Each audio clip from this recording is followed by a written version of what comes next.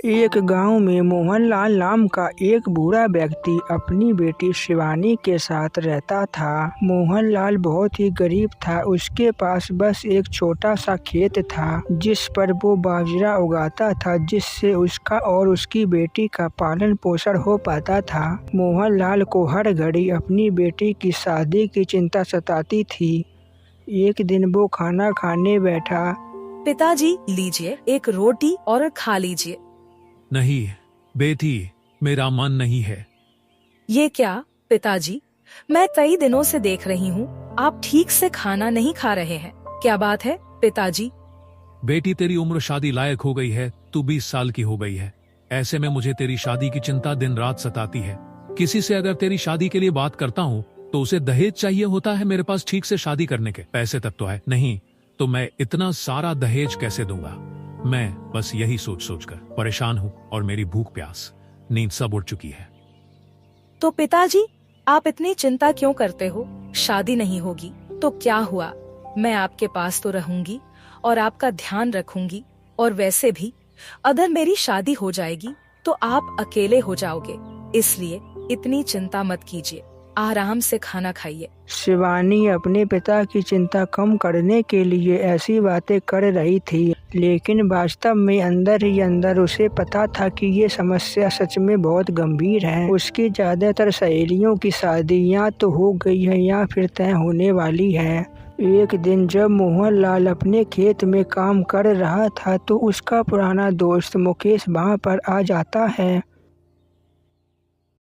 अरे मोहनलाल, क्या हाल है तुम्हारे? हाल चाल सब ठीक है भैया। अब तुम बताओ, बड़े दिनों बाद इस ओर आए हो। मैं तुम्हें मिठाई देने के लिए आया हूँ, और हाँ, शिवानी बिटिया को जरूर खिलाना। लेकिन तुम ये मिठाई किस खुशी की लाए हो? अरे, मेरा बेटा है ना अमित, उसको शहर में एक नौकरी के लिए बुलावा आया है, मगर उसके लिए उसे और बहू को शहर में जाकर रहना पड़ेगा। शहर में रहने के लिए वो घर का इंतजाम भी कर रहे थे, मगर घर में जमानत का कुछ पैसा देना था। अच्छा, फिर क्या किया तुमने? मोहनलाल की रुचि मुकेश की बातों में बढ़ रही थी। अरे, तो इतनी अच्छी नौकरी थी, महीने का 20,000 देने के लिए तैयार थे, तो कुछ ना कुछ व्यवस्था तो करनी ही थी। इसलिए अपने गांव का लाला सेठ है ना, उससे मैंने ब्याज पर पैसे ले लिए, उससे शहर में घर की जमानत दे दी। अब मेरा बेटा धीमे धीमे में नौकरी करके सारा ब्याज चुका देगा। बस उसकी नौकरी लगने की खुशी में तुम्हें मिठाई खिलाने आया। अरे, ये तो सच में बहुत अच्छा विचार है। मैंने पहले क्यों नहीं सोचा? क्या मतलब है तुम्हारा? मतलब ये कि मुझे भी अपनी बेटी शिवानी की शादी करवानी है, लेकिन पैसों की कमी होने के कारण बात अब तक आगे नहीं बढ़ पाई है। तो अब समझ लो कि तुम्हारी ये समस्या भी दूर हो गई है। सेठ लाला से ब्याज पर पैसे ले लो और धीरे धीरे करके पैसे चुका देना, और शिवानी बिटिया की शादी करा दो। इतना कहकर मुकेश वहाँ से चला जाता है। मोहनलाल को ये विचार बहुत ही अच्छा लगा। उसने तय किया कि वो शाम होने पर लाला सेठ के घर जाएगा और उनसे ब्याज पर पैसों की बात करेगा। शाम तक मोहनलाल अपने खेतों में काम करता है और शाम होने पर लाला सेठ के घर के लिए निकल जाता है। मोहनलाल को देखकर लाला सेठ मोहनलाल से कहता है, अरे मोहनलाल, बताओ कैसे आना हुआ मेरे घर? सेठ जी, वो मुझे अपनी बेटी की शादी करवाने के लिए ब्याज पर पैसे उधार चाहिए थे। मैं अगले साल तक आपके पैसे चुका दूंगा। हाँ, क्यों नहीं, बताओ कितने पैसे चाहिए तुम्हें? मुझे 50,000 रुपए चाहिए थे। ठीक है, 50,000 पर 1 साल का 10,000 रुपए का ब्याज लगेगा। लाला सेठ की बात सुनकर मोहनलाल चौंक जाता है और वो बेचारा दबी हुई आवाज में बोलता है, 10,000 का ब्याज? ये तो बहुत ज्यादा है सेठ जी। मैं गरीब किसान हूँ, इतना ज्यादा ब्याज कैसे दूंगा? तो इसमें मैं क्या कर सकता हूँ भाई, मैं भी तो यहाँ पर 2-4 पैसे कमाने के लिए ही तो बैठा हूँ। अगर मैं कम ब्याज पर पैसे बांटने लगा तो इसमें मेरा क्या फायदा होगा? भला तुम्हें लेना है तो लो, नहीं तो यहाँ से चलते बनो। बहुत लोग हैं जो खुशी खुशी इतना ब्याज देने के लिए तैयार हो जाएंगे। अरे, तुम्हारी जरूरत के समय में मैं तुम्हें पैसे दे रहा हूँ। मेरा एहसान मानने की वजह तुम मुझसे ही होशियारी कर रहे हो। नहीं सेठ जी, ऐसी कोई बात नहीं है। अच्छा चलिए, आप मुझे पैसे दे दीजिए, मैं ब्याज चुकाने के लिए तैयार हूँ। लाला सेठ ये सुनकर बहुत ही ज्यादा खुश हो जाता है। उसे भी पता था कि उसने बहुत ही ज्यादा ब्याज पर पैसे मोहनलाल को दिए हैं, लेकिन ये तो उसका रोज का काम था। गरीब और बेबस लोगों को बहुत सारे ब्याज पर पैसे देकर वो उनसे बहुत सारा पैसा हड़पता था। फिर मोहनलाल पैसे लेकर वहाँ से अपने घर की ओर निकल जाता है और रास्ते भर वो अपने आप से ही बातें करता रहा। अब क्या करता मैं, पैसे तो चाहिए ही थे ना। ज्यादा ब्याज तो ज्यादा ब्याज ही सही, कम से कम अब मैं किसी के घर अपनी बेटी का रिश्ता लेकर जा तो पाऊंगा ना। पहले तो लोग ये सुनकर ही मुंह बना लेते थे कि मेरे पास पैसे नहीं है। अरे एक बार बस शिवानी का घर बस जाए, फिर मैं आराम से रह पाऊंगा। ऐसा सोचते सोचते वो अपने घर आ जाता है। वहाँ पर शिवानी उसका इंतजार कर रही थी। पिताजी, आज आपको आने में बड़ी देर हो गई। मैं आपका कब से इंतजार कर रही थी, और आपके हाथ में ये क्या है? अरे ये कुछ भी नहीं है, ये तो बस खेत में डालने के लिए बीज है। अच्छा चलो बेटी, अब मुझे खाना लगा दो, मुझे बहुत जोर से भूख लगी है। पिताजी, ये तो कमाल हो गया, आपकी भूख प्यास फिर से वापस आ गई। चलो ठीक है, मैं अभी आपके लिए खाना लगाती हूँ। मोहनलाल ने शिवानी से उधार पैसों की बात छिपा ली, क्योंकि वो नहीं चाहता था कि शिवानी को बिल्कुल भी चिंता हो। अगर शिवानी को पता चल जाता कि उसके गरीब बूढ़े पिता ने उसकी शादी के लिए इतना ज्यादा ब्याज पर पैसे उधार लिए हैं, तो उसे बहुत चिंता होती। फिर शिवानी खाना ले आती है। खाना खाकर दोनों बाप बेटी सो जाते हैं।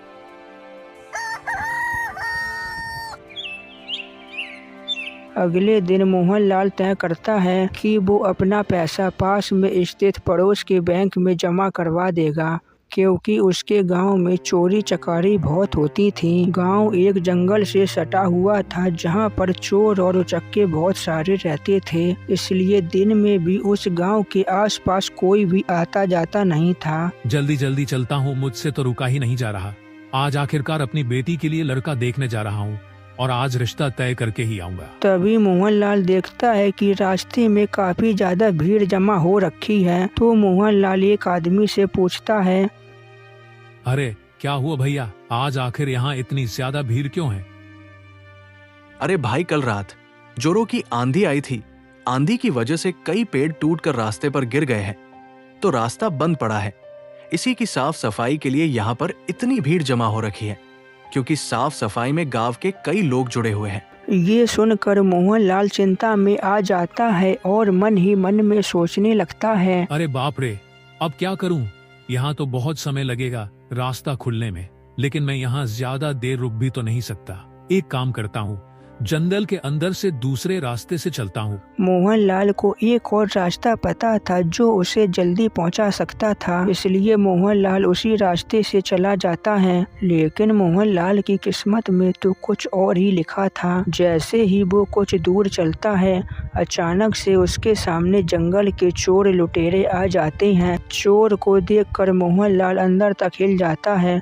मोहनलाल के मुंह से कुछ भी नहीं निकलता और मोहनलाल डर के मारे कांपने लगता है।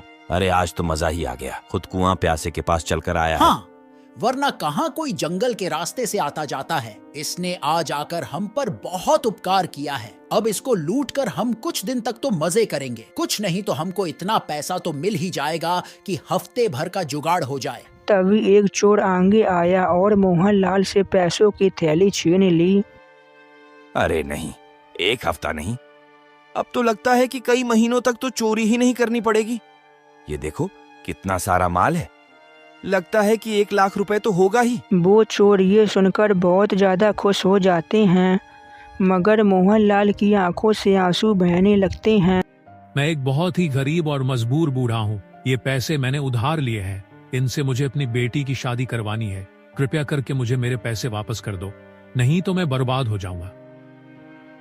अरे तो हम सब भी तो मजबूर हैं, क्या करें? चोरी हमारा धंधा है, अगर तुम्हें जाने दिया तो ये धंधे के साथ बेईमानी हो जाएगी। मोहनलाल भिखारी की तरह पैसे मांगता रहा, लेकिन चोरों को उस पर जरा सी भी तरस नहीं आई और वो चोर उसके पैसे लेकर वहां से चले गए। मोहनलाल को ऐसा धक्का लगता है कि वो जमीन पर ही बैठकर रोने लगता है। हे राम, ये क्या हो गया मेरे साथ? वो चोर तो मेरे सारे पैसे लूट कर ले गए। उन पैसों को मैंने कितने महंगे ब्याज पर उधार लिया था। अब तो हाथ में एक फूटी कौड़ी भी नहीं है, लेकिन उसका ब्याज तो चुकाना ही पड़ेगा, और वो भी मूल्य धन के साथ। क्या करूंगा अब मैं? कहाँ जाऊंगा? क्या करूं? किसको बताऊं ये सब बातें? मैं तो जीते जी मर ही गया। अब मेरी बेटी की शादी कभी नहीं हो पाएगी। लेकिन उस गांव में उसका रोना सुनने वाला कोई भी नहीं था। थोड़ी देर बाद जब अंधेरा छाने लगा तो हिम्मत करके मोहनलाल उठा और अपने घर की ओर निकल पड़ा। घर पर उसकी बेटी उसका इंतजार कर रही थी। वो इस बात से अनजान थी कि आज उसके पिता के साथ कितनी सारी अनहोनी हो चुकी हैं। पिताजी, आपका चेहरा ऐसे उतरा हुआ क्यों है? क्या हुआ पिताजी, बताइए। जैसे ही शिवानी ने ये पूछा, मोहनलाल अपने अंदर के सैलाब को रोक नहीं पाया और मोहनलाल शिवानी के सामने ही फूट फूट कर रोने लगा। उसे ऐसा रोते हुए देखकर शिवानी डर गई। क्या हो गया पिताजी? आखिर आप इतना रो क्यों रहे हैं? आखिर आपके साथ ऐसा क्या हुआ? जल्दी से बताइए पिताजी। मोहनलाल रोते रोते सारा सच शिवानी को बता देता है। सच जानकर शिवानी के होश उड़ जाते हैं। हे भगवान, आखिर कितने और कष्ट झेलने पड़ेंगे हम गरीबों को। पिताजी, अभी तो हमें सेठ के पैसे भी चुकाने हैं और शादी होने की व्यवस्था तो पूरी असंभव है। दोनों गरीब और लाचार बाप बेटी सदमे में चले गए थे। कुछ देर तो कमरे में यूं ही शांति बनी रही और कोई भी एक शब्द नहीं बोला। लेकिन तभी अचानक से शिवानी को एक विचार आता है। पिताजी, मैंने सुना है कि सेठ बहुत अच्छा व्यक्ति है। वो गौशाला और स्कूलों में बहुत दान पुण्य करता है। आप एक काम करिए, सेठ जी को सब कुछ सच सच बता दीजिए। हो सकता है कि वो आपकी कोई सहायता कर दे। अरे बेटी, तू कितनी भोली है। ये सब तो दिखावा है। जो व्यक्ति लोगों से इतना भर भर के पैसे लेता हो ब्याज का, वो भला दान पुण्य क्या करेगा? क्या मतलब है आपका पिताजी? सेठ जिस गौशाला में दान करने की बात करता है वो उसके परिवार की ही है, और विद्यालय में बच्चों के लिए सामान भिजवाने के बाद वो उस सामान को वापस भी मंगवा लेता है। ये सब जानकर शिवानी काफी दुखी हो जाती है। मुझे पता नहीं क्यों ऐसा लगता है कि आपको सेठ जी के पास एक बार जरूर जाना चाहिए। हो सकता है कि वो आपके साथ हुई घटना को जानकर कुछ दया दिखा दे। मोहनलाल को पता था कि सेठ के पास जाकर कुछ भी नहीं होने वाला, लेकिन शिवानी के बार बार कहने पर वो मजबूर हो गया था और सेठ के पास चला गया। अरे मोहनलाल, तुम यहाँ कैसे? अभी तुम कल ही तो पैसे लेकर गए थे, क्या बात है? हाँ सेठ जी, गया तो था, लेकिन आपको क्या पता मेरे साथ क्या अनर्थ हो गया। क्या बात है, साफ साफ बताओ। वो जो आपसे कल पैसे उधार लिए थे, मैं उन पैसों को बैंक में जमा करवाने जा ही रहा था, लेकिन जंगल के कुछ चोरों ने मुझे पकड़ लिया और सारे पैसे लूट लिए। मैं एक ही पल में बर्बाद हो गया सेठ जी। अरे ये तो तुम्हारे साथ सच में बहुत बुरा हुआ। मोहनलाल, अब तुम अपनी बेटी की शादी कैसे करोगे? मोहनलाल को सेठ की बातें सुनकर तसल्ली हुई। उसे लगा कि सेठ उसकी बात समझ गया है, लेकिन तभी सेठ बोला, तुम एक काम करो, तुम मुझसे कुछ और पैसे ले लो और कुछ दिनों बाद अगले पैसों के साथ सभी पैसे ब्याज सहित चुका देना। ऐसे तुम्हारी बिटिया की शादी हो जाएगी। ये सुनकर मोहनलाल को एक बड़ा सा झटका लगा। सेठ ने कोई भी दया नहीं दिखाई थी और वो तो चोरी हो गए पैसों को भी ब्याज सहित मांगने लगा। लेकिन सेठ जी, मैंने आपको बताया तो है ना कि मेरे पास पैसे तो है ही नहीं। मैं इतना गरीब किसान हूँ, बार बार ब्याज पर पैसे चुकाऊंगा। तो मैं क्या करूं? मैं क्या तुम्हें अपने जमीन जायदाद से पैसे देता जाऊं और तू उन्हें लुटवाने के बाद फिर से मेरे पास पैसे लेने के लिए आ जाए? अरे इसे क्या तूने अपने बाप का घर समझ कर रखा है? चल भाग जा यहाँ से, और मैं अभी अपने आदमियों को भेजकर तेरे खेत पर कब्जा करवा रहा हूँ। तेरा क्या भरोसा, जब तक तू मेरे पैसे नहीं लौटाएगा तब तक तेरा वो खेत मेरा। ये सब सुनकर मोहनलाल के पैरों तले जमीन खिसक गई। वो रोते गिड़गिड़ाते हुए सेठ से विनती करने लगा, कृपया करके ऐसा मत करो सेठ जी। वो खेत मेरी कमाई का आखिरी सहारा है। उसी खेत की वजह से मैं और मेरी बेटी 2 वक्त की रोटी खा पाते हैं। अगर आपने उसे भी ले लिया तो हम लोग तो भूखे ही मर जाएंगे। ऐसा मत करो सेठ जी, दया करो गरीब के ऊपर। मोहनलाल की लाख कोशिशों के बाद भी सेठ का दिल नहीं पिघला और सेठ उसे लात मार कर घर से निकाल देता है।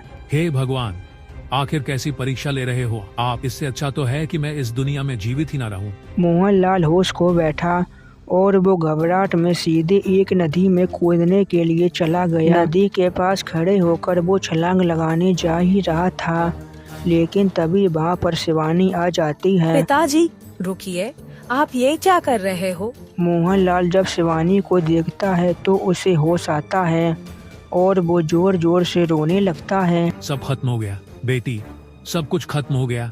सेठ ने अपने पेट का सहारा खेत भी छीन लिया। अब हमारे पास जीने का कोई भी सहारा नहीं बचा। अब हम बर्बाद हो गए। बस पिताजी, बहुत हो गया। अब मैं आपको और परेशान नहीं देख सकती। अब क्या करेंगे? कैसे होगी तेरी शादी और कैसे मिलेगा हमारा खेत और सेठ का कर्ज? उसका क्या? पिताजी, आप शादी की बात छोड़ दीजिए। मुझे नहीं करनी शादी, बल्कि मैं आपके साथ रहकर आपकी सेवा करूंगी। ऐसे मुझे किसी घर में नहीं जाना जहाँ पर लोगों को मुझसे ज्यादा दहेज प्रिय हो। और सेठ ने पैसे के बदले खेत हड़प तो लिया है, तो अब सेठ को पैसे भी नहीं देने। ये सांब तू क्या कह रही है बेटी? हाँ पिताजी, अब हम लोग किसी और के खेतों में जाकर काम करेंगे और मेहनत करके अपना गुजारा करेंगे। ये जीवन बहुत अनमोल है, हम इसे व्यर्थ नहीं कर सकते। अगर एक जगह से हार भी गए तो क्या हुआ, दोबारा कोशिश करेंगे। मोहनलाल को अपनी बेटी की बात सुनकर कुछ हिम्मत आ जाती है। अपनी बेटे की मुंह से इतनी बड़ी बड़ी बातें सुनकर उसकी बुद्धि ठीक हो जाती है और वो खुद को संभालता है और वो शिवानी से कहता है, तूने सही कहा है बेटी, अभी जीवन खत्म नहीं हुआ है तो अभी हम कैसे हार मान जाएं? हम लोग लड़ेंगे, सब कुछ ठीक होने तक लड़ेंगे। मुझे भूल हो गई जो मैंने अपना जीवन खोने का निर्णय लिया। शिवानी अपने पिता की बातें सुनकर खुश हो जाती है और वो दोनों खुशी खुशी अपने घर आ जाते हैं। और अगले ही दिन से वो दोनों दूसरों के खेतों में मजदूरी करने लगते हैं। शुरू में शिवानी को काम करने में थोड़ी दिक्कतें और उलझनें आ रही थीं, लेकिन धीरे धीरे उसे सब ठीक लगने लगा। दोनों बाप बेटी रोज खेतों में नौकरों की तरह काम करते और 2 वक्त की रोटी कमा लेते। तभी वहाँ पर एक बुजुर्ग आदमी आता है और वो शिवानी और उसके पिता से कहता है, बेटी, मेरा नाम राम प्रकाश है। मैं देख रहा हूँ कि तुम बेटी होकर भी अपने पिता के साथ काम कराने आती हो और उनका बहुत ध्यान रखती हो। मुझे तुम बहुत पसंद हो। जी, आपका बहुत धन्यवाद चाचा। मेरा इस दुनिया में मेरे पिताजी के अलावा और कोई भी नहीं है, इसलिए पिताजी का ध्यान रखना तो मेरा परम कर्तव्य है। कितनी अच्छी सोच है तुम्हारी बेटी। मेरा एक बेटा है, मैं चाहता हूँ कि तुम उससे शादी कर लो। अगर घर में तुम्हारी ऐसी बहू आएगी तो हमारा घर भी धन्य हो जाएगा। मेरी पत्नी का अब स्वर्गवास हो चुका है, इसलिए अब घर में बस हम दोनों ही हैं। ये सुनकर शिवानी चुप हो जाती है, लेकिन मोहनलाल बहुत ही ज़्यादा खुश हो जाता है। शिवानी की शादी ना हो पाने का दुख तो मोहनलाल के दिल में कब से दबा हुआ था, लेकिन अब सामने से रिश्ता आता हुआ देखकर मोहनलाल के लिए फिर से उम्मीदें जाग उठीं। जी जरूर, मेरी बेटी तो सर्वगुण संपन्न है। जी, मुझे पूरा विश्वास है। आतिन दीजे नॉन चारित्य जलकर आंसर और किन पीपकर तीनों। लेकिन मैं कुछ कहना चाहती हूँ। हाँ बेटी, बोलो ना। मैं शादी के बाद भी अपने पिताजी की देख रेख करूंगी। ऐसा नहीं हो सकता कि मैं शादी करके उन्हें भूल जाऊं, क्योंकि दुनिया में मेरे अलावा उनका और कोई नहीं है। अरे बेटी, इससे भला मुझे क्या दिक्कत हो सकती है? तुम अपने पिता का पूरा ध्यान रखना। मेरा बेटा सुमित बहुत अच्छा है, वो तुम्हारे हर अच्छे काम में तुम्हारा साथ देगा। शिवानी ये सुनकर खुश हो जाती है। फिर उसके पिता उसकी खुशी को देखकर बोलते हैं, तो ये रिश्ता स्वीकार समझिए। भाई जी, मेरी बेटी को भी ये रिश्ता स्वीकार है। आप कल ही अपने बेटे के साथ हमारे घर आ जाना। फिर क्या था, फिर तो कुछ ही दिनों में शिवानी और सुमित की शादी हो गई और उन दोनों ने खुशी खुशी एक नया जीवन जीना शुरू कर दिया। शिवानी शादी के बाद भी अपने पिता का पूरा ध्यान रखती थी। मोहनलाल को अब जीवन में कोई भी समस्या नहीं थी। अब तक उसके साथ जो भी बुरा हुआ था, मोहनलाल उसे पूरी तरह से भूल चुका था। अब मोहनलाल की जिंदगी बहुत ही खुशहाली से बीत रही थी। राम राम।